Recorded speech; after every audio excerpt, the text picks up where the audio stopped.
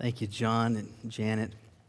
It was about 5 years ago, back when we were still in Charlotte. Nathan, we just had two kids at this point, though. Nathan would have been just about about 2.5. Andrew was about 6 months old.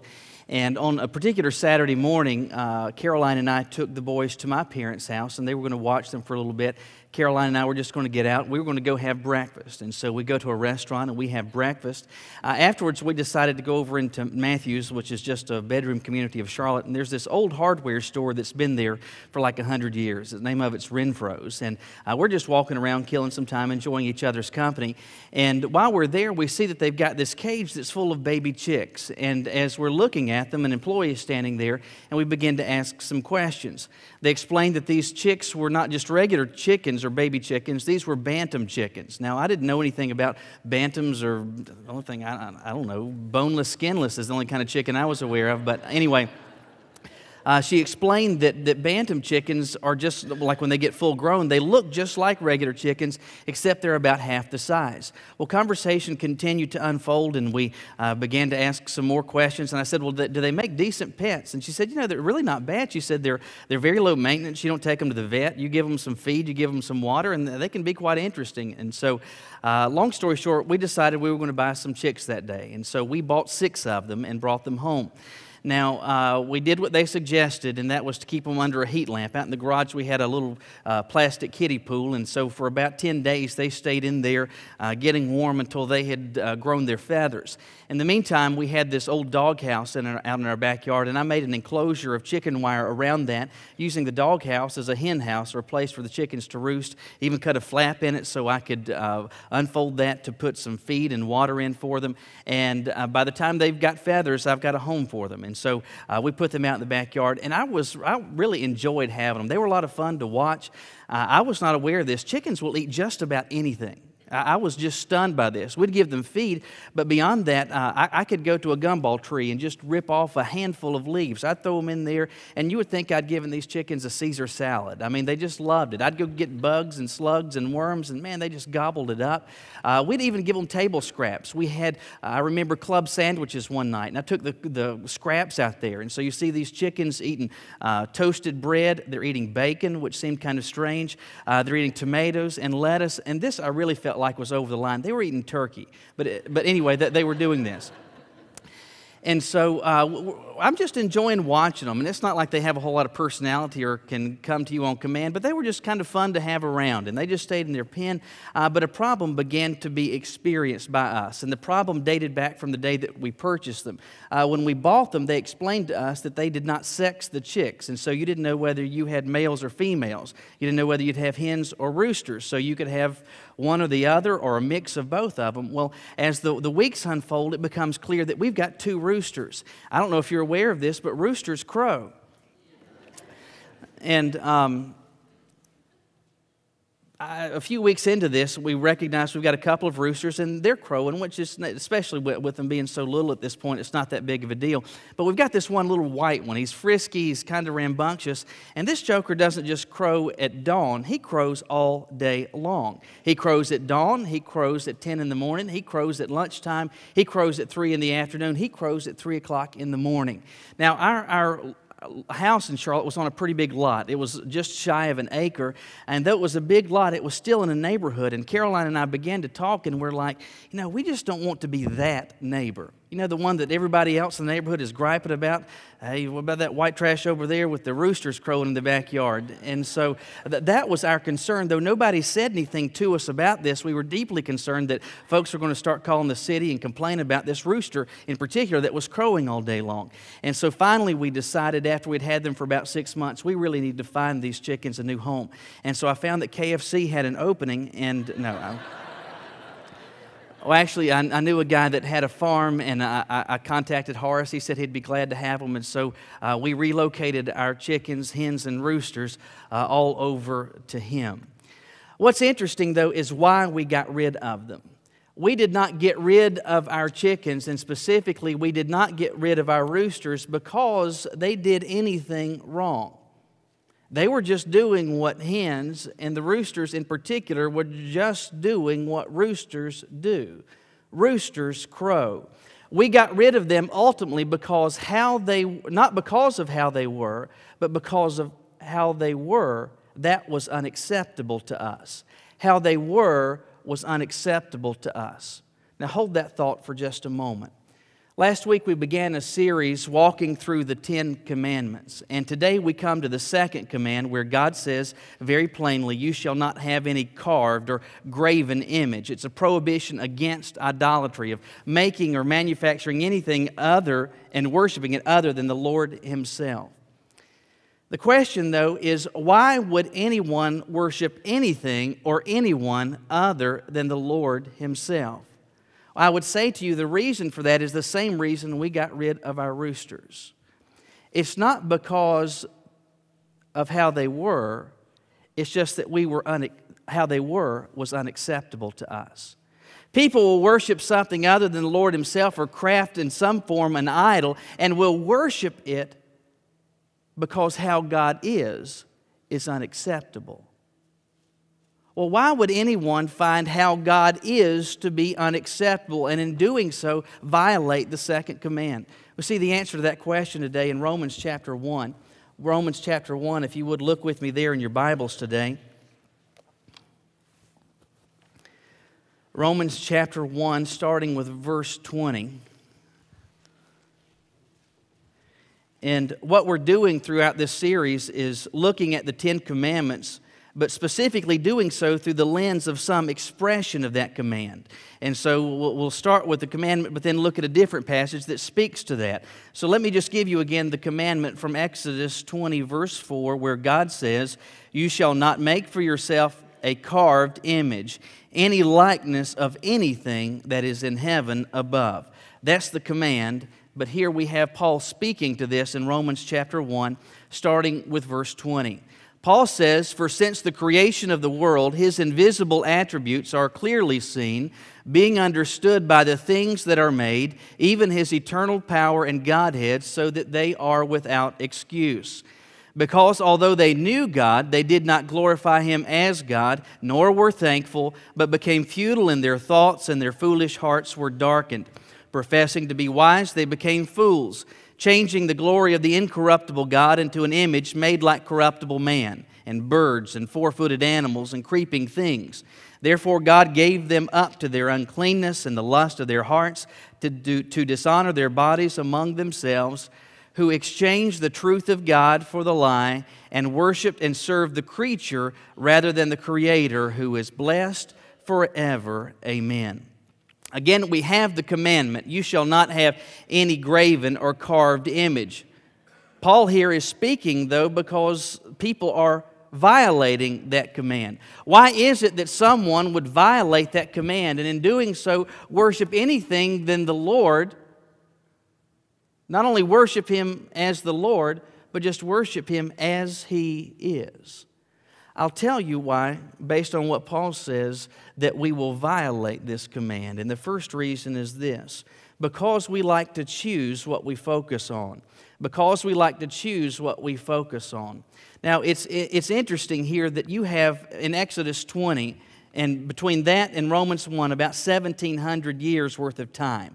And so just for the sake of round numbers, let's say there's 2,000 years between the giving of the command and what Paul is saying here in Romans 1. So 2,000 years after the command was given, people are still violating the command. Now, from the time when Paul writes Romans 1 until today is about another 2,000 years. I would say to you that people today are still violating this command. And I'll be honest with you, I believe in my heart that this command is being violated at epidemic proportions even in the church. You say, well, how can that be? I don't know of people that are carving something out of wood or fashioning or molding it out of metal. How is it that we can be violating this command? Well, we see as this passage here unfolds. Setting up what Paul says here in Romans 1, he begins in that first chapter by making plain the case for why no one is without excuse for denying the existence of God. He says in the verses setting up to this that the creation itself points to the existence of a creator. Things don't simply show up out of nothing. They have to be created. The beauty, the amazingness, the complexity of this world is tangible proof of the existence of God. Beyond that, its complexity, its beauty, points to some attributes about the nature of God. Gives us some insight as to not only who God is, that He exists, but something about His nature. And so Paul says in verse 20, since the creation of the world, His invisible attributes are clearly seen. And he's saying, in essence, nobody is ever going to be able to stand before the Lord and say, oops, I just didn't know that you existed. Paul says no one is with excuse. But then by verse 21, he begins to get serious by saying, although they knew God, they did not glorify Him as God, nor were thankful.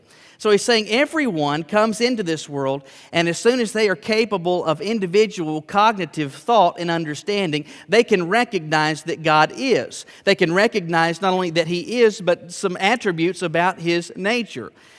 And even though that is the case, he says that there were plenty, though they knew God, they knew of God, they did not glorify Him as God, that is, to worship Him, nor were they thankful to Him. Instead, Paul says they do something else. In verse 21, they become futile in their thoughts. They become futile in their thoughts. Now, the word I want you to zero in on is the word futile. It literally means worthless. He's saying that people come into this world and they begin to think about spiritual things. They think about the existence of God, but there are some who begin to think futile or worthless thoughts. Now, by that, he's not suggesting they're thinking about the ball game that's going to occur this week, or they're thinking about a shopping list. He's not just talking about random thoughts. He's saying that they're thinking spiritual thoughts, thoughts about God, but what they are thinking, he says, is a dead-end street. It is futile. It is absolutely worthless. Now, you may be thinking, I don't know where you're going yet, but stick with me and hopefully this is going to begin to make sense. Why were people in Paul's day thinking about God or thinking about spiritual thoughts, and yet those thoughts were futile or worthless? Well, I believe that the reason then is the same reason that people do so today, which is they choose what it is they focus on. They choose what it is that they are thinking about. They are not thinking about God as He is. Rather, they're choosing about God what it is they are going to focus on. Thinking about God and focusing on specific attributes to the exclusion of others. Earlier I said that I believe with all of my heart, and I absolutely believe this to be true, that the violation of the second command of creating or crafting something and worshiping it other than God Himself, I believe that that's epidemic, and I believe it's even epidemic in the church. How is that possible? Well, I believe it is possible because of this reason. We like to choose what it is that we focus on. We like to choose what it is that we think about. Specifically, what I'm trying to say is this. We have this general revelation of God through the creation itself. We've got the world, we've got its beauty, it's got its complexity. Beyond that, we have God's Word that gives us a lot more detail. It tells us a lot more specifically about God. It tells us about what He is like. It tells us about how He operates, what He likes, what He doesn't like, what His expectations are, the standards that He wants us to live by. He gives us all of these details and these descriptions of His attributes. And as people come to discover these, as they begin to think about them, they think about, for example, the fact that God is loving, and He is loving. They think about the fact that the Bible describes God as being merciful and gracious and patient and long-suffering. They think about that He is loving toward us, not just simply in terms of emotion, but also with action. He loves us sacrificially. But what I see happening is that people wind up subtly but intentionally focusing on these attributes to the exclusion of others.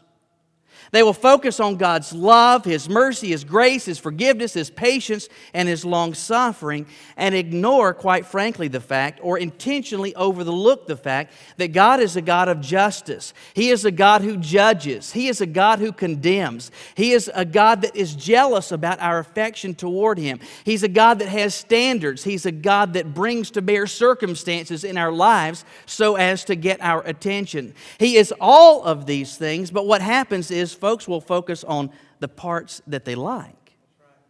I love that love part, that grace part, that mercy part. But that whole part about discipline and accountability, about that I'm going to have to stand before Him one day, and there's judgment, and there's not indifference to my activity and to how I live. People tend to ignore that. And so what they do, and because we like to do this, we like to choose what we focus on. And so even among people that are seated in the pews of sanctuaries across the country and throughout the world today, there are many people that are saying, absolutely, I am in keeping with the second commandment. I'm doing what I should be doing. I'm worshiping God, and I'm singing the songs. I have a Bible with my name on it. I'm doing all of these things right, while at the same time they're violating what God has said for this reason. They're choosing what they focus on. Focusing on this to the exclusion of that. Now, when you just focus on the love, grace, mercy, and ignore the rest of it, focus on patience and long-suffering, while ignoring the fact that He holds us accountable for our actions and our choices, that He's not indifferent to what we think, what we say, what we do, how we spend our money, how we entertain ourselves, what types of families that we have, what types of marriages that we have. When we ignore all of that and still say that we are worshiping God, you know what we're worshiping? A figment of our imagination, because that God does not exist. The God that does exist is the God that encompasses all of these attributes. And when you decide that you're just going to focus on some of them, you are violating what God said specifically not to do. What God is looking for is for people to worship Him as He is in total. Now, you may not be aware of this, but I wear contact lenses, and because of that, every year I have to go to the eye doctor to get my eyes examined so that I can keep my prescription up to date and I can still buy more contacts. A few years ago, I had gone to get an exam, and the doctor, he does the exam and he writes the prescription, and he leaves me with his assistant who's going to help me get fitted for some new contacts. And as we go into this outer area where they have all these contacts, she pulls something off the shelf, and she says, "Here, I want you to put these in and try these." And so I put them in. She says, "Now look in the mirror." And these were contacts for my prescription, but what was different is that these weren't regular contacts, these were colored contacts. And so as I look in the mirror, all of a sudden I've got green eyes. And she's like, "Well, what do you think about that?" And I said, "Well, it's kind of interesting. That's kind of novel. I had blue eyes all of my life. That's kind of strange looking and seeing yourself with green eyes all of a sudden." And she said, "Well, would you like to buy some of those?" And I said, "It's kind of novel. It's kind of interesting. But I was born with blue eyes, and I'm just going to be fine with how they are. I've got blue eyes, and I'm just going to be fine with how they are." What God is looking for from me, from you, from everybody is to recognize this: God is just fine as He is. He doesn't need me, and He doesn't need you saying, "Okay, I'm going to focus on this," and in doing so call this God while excluding all of this. God wants us to recognize Him as He is from the entire panoply of His Word. He is loving, gracious, merciful, long-suffering, and patient toward us, but He's these other attributes as well. He's a God that does get angry. He's a God that is jealous towards us and our affection that we may have towards someone else. He's a God that holds us accountable. He's a God that erects standards and demands obedience. He is all of those things, and He's looking for me and He's looking for you to say this: I'm okay with who He is and how He is, and I'm going to worship Him as He is. But too many people are not content to do so. It was true in Moses' day, it was true in Paul's day, it's true in our day.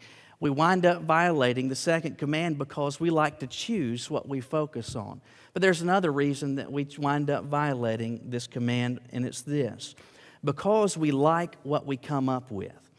We like what we come up with.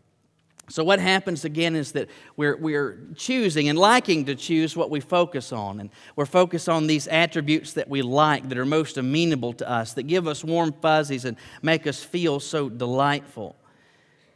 And in doing so, tell ourselves, we're doing the right thing. I am so smart. I am so learned. I'm so erudite. I'm doing all of these things. But Paul says, professing to be wise, we become fools.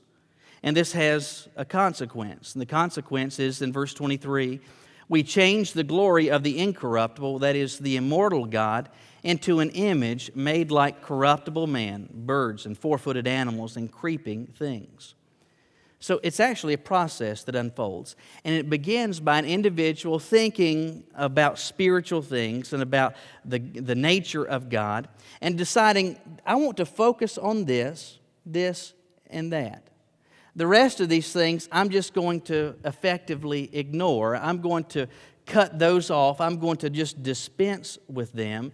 And what happens is what we see described as a summary statement in verse 25, that we exchange the truth of God for the lie and worship and serve the creature rather than the Creator. What I'm saying to you is that when you and I begin to choose the attributes of God that we're going to focus on to the exclusion of others, what we wind up doing is crafting an idol. We may call it God. We may worship it in the sanctuary of an evangelical church. We may be ascribing praise to Him through song and listening to sermons, but the truth is what we're worshiping is not God. It's something that we have manufactured. We have exchanged the truth of God for that which is a lie. And we do so because of this reason. What we come up with, we like. We like what it is that we come up with. And we like it because what we come up with cuts off or eradicates the stuff that really cramps our style. We're cutting off the part that makes demands on our life. We're cutting off the part that makes demands on our expectations. We like the thought that we can do whatever it is that we want to. We can say what we want. We can think what we want. We can sleep with who we want. We can watch what we want. We can entertain ourselves however we want. We can do what we want with money. We can do what we want in terms of business. We want to do whatever we want, all the while saying, praise God from whom all blessings flow, and saying that we are worshiping God, when in truth what we've done is just cut off half of who He is. What I'm saying to you is that that's not God. That's something that I have. That's something that you have. That's something that we have manufactured. And what happens is we focus on the parts that make no demands, that place no expectations, that has no standards, that brings to bear no consequence. The rest of it, well, we just cut those parts off. And what we are left with, we like because that's so comfortable. It doesn't change anything about us. It doesn't stop us from doing anything that we want. It's kind of like for you after the service is over to go out to the parking lot and head to your car. And when you get to your car, get a toolbox out and begin to disassemble it. You take the front bumper off, the rear bumper, take off the front and back quarter panels, remove the doors, take off the tires, the rotors and the brakes.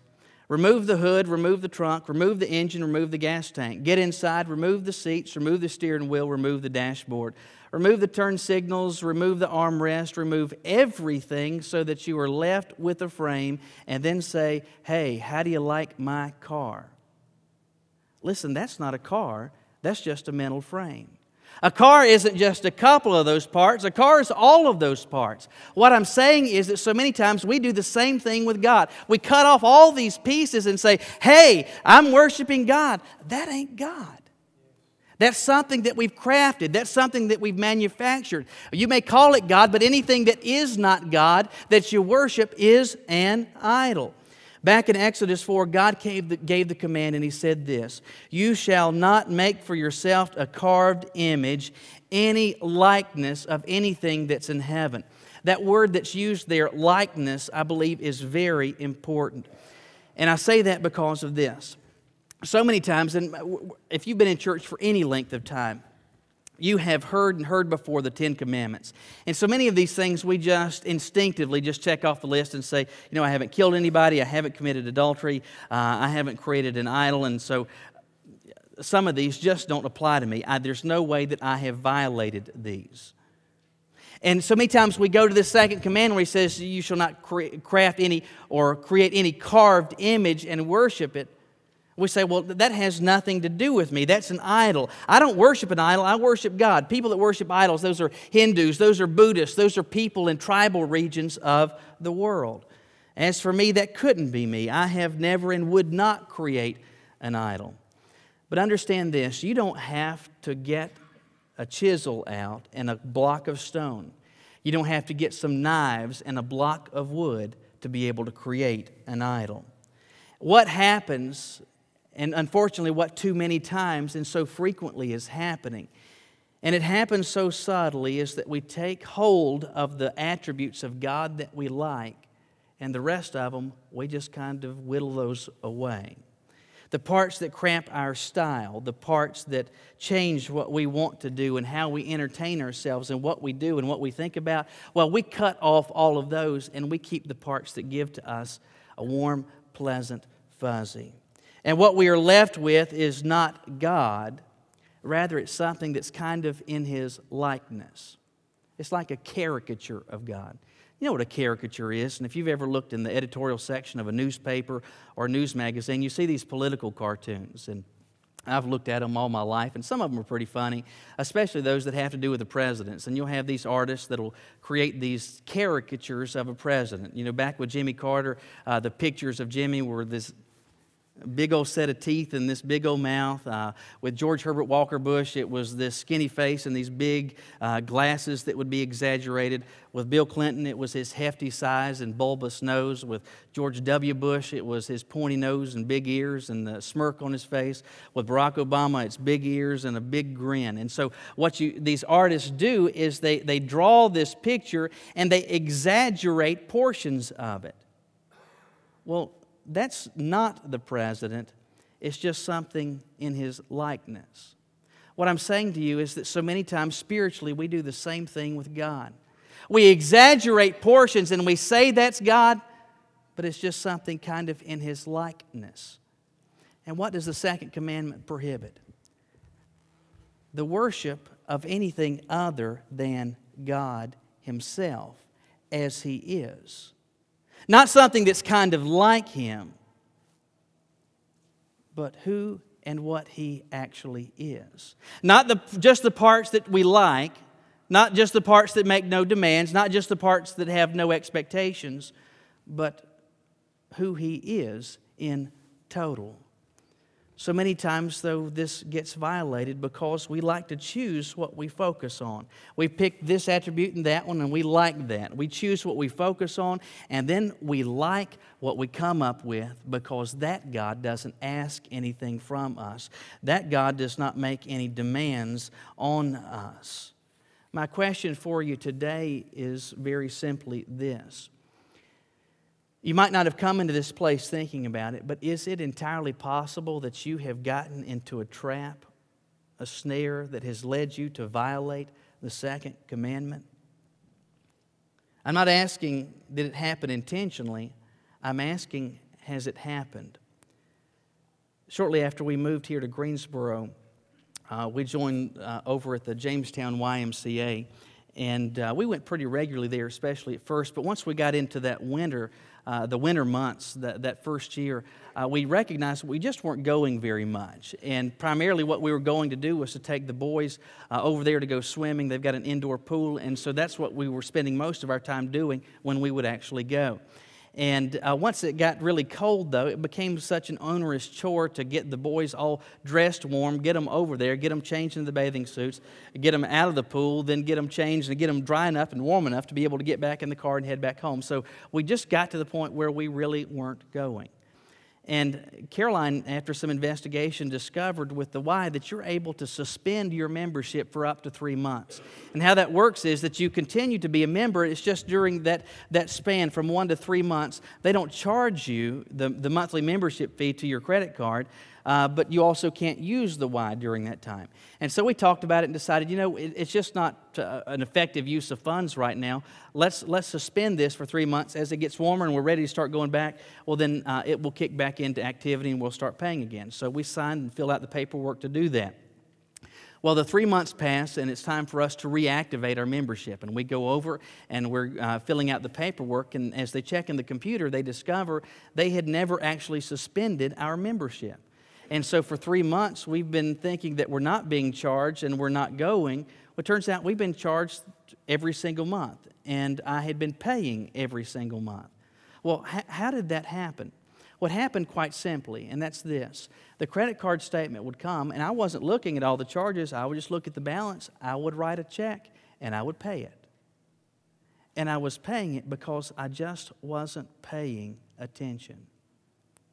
Might it be that it's exactly the same way that you have fallen into a trap, not intentionally, but so subtly over time it's happened, where you found yourself, and maybe you're recognizing it today for the very first time.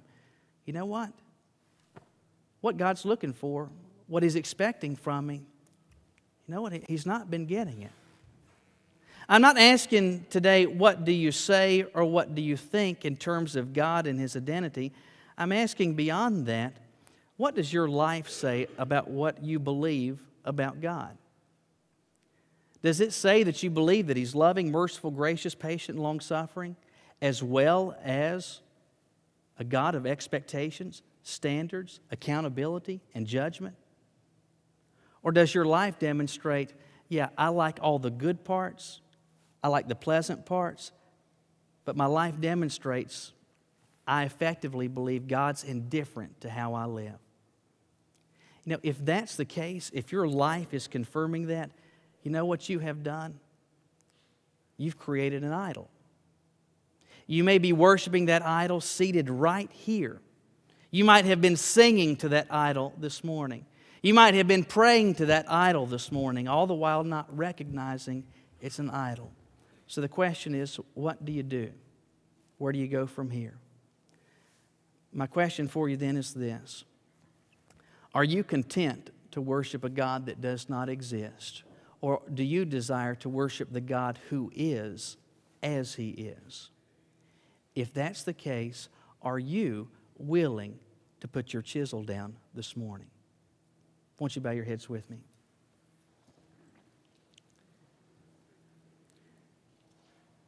Ten Commandments that so easily, so many of them, we just check off the list.